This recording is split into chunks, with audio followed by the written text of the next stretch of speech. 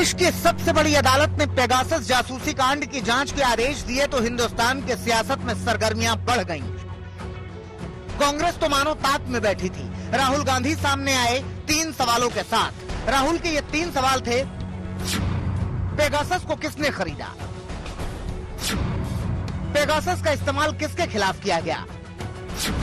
और क्या किसी अन्य देश के पास हमारे लोगों की जानकारी तक पहुंच है? पेगासस को किसने खरीदा? क्योंकि पेगासस को कोई प्राइवेट पार्टी, इंडिविजुअल नहीं खरीद सकता है। पेगासस को सरकार ही खरीद सकती है, ये एक हथियार है। और हमने पूछा था सरकार में ऑथराइजेशन किसने दी, साइन ऑफ किसने किया?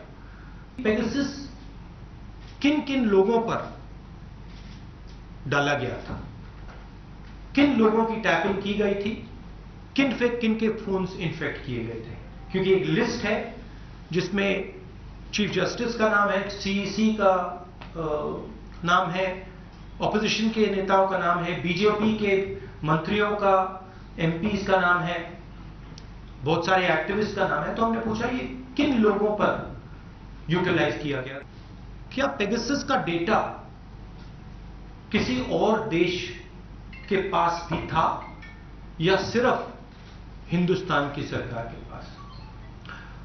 जवाब नहीं मिला। हमने पार्लियामेंट रोका, जॉइंटली विपक्ष मिलकर एक साथ खड़ा हुआ और हमने पार्लियामेंट को रोका।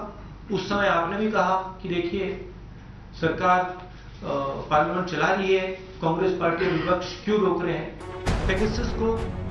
राहुल अपने इन 3 सवालों पर डटे भी हैं और अड़े भी हैं। राहुल गांधी आरोप लगा रहे हैं कि ये लोकतंत्र पर हमला है, लोकतंत्र पर आक्रमण करके डेमोक्रेसी को खत्म करने की कोशिश है। हमने इसलिए रोका क्योंकि ये हमारे देश पर आक्रमण है, हमारे लोकतंत्र पर आक्रमण है और हमारी जो वाइब्रेंट डेमोक्रेसी है उसको नष्ट करने का अटेम्प्ट है।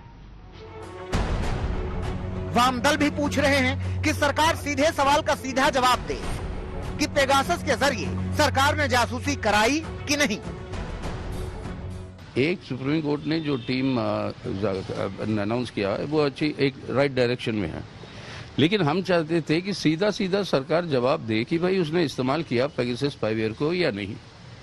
इस सवाल का जवाब से सरकार मुकरा रही है। राहुल के सवाल बीजेपी को चुभ गए। बीजेपी ने भी राहुल पर करारा पलटवार किया। बीजेपी प्रवक्ता संबित पात्रा ने कहा कि राहुल गांधी बार बार एक ही बात कहते रहे हैं। उन्होंने राहुल को रिपीटिशन राहुल कह दिया। आप सबने देखा था जब ये वक्तव्य रखा गया था किस प्रकार का व्यवहार, अलोकतांत्रिक व्यवहार कांग्रेस पार्टी का रहा था। वक्तव्य को छीनकर फाड़ देना, उस स्टेटमेंट की कॉपी को फाड़ देना और वो भी सदन के पटल पर, यह अपने आप में बहुत ही निंदाजनक थी। राहुल जी, आपने वही शब्दों को रिपीट किया है।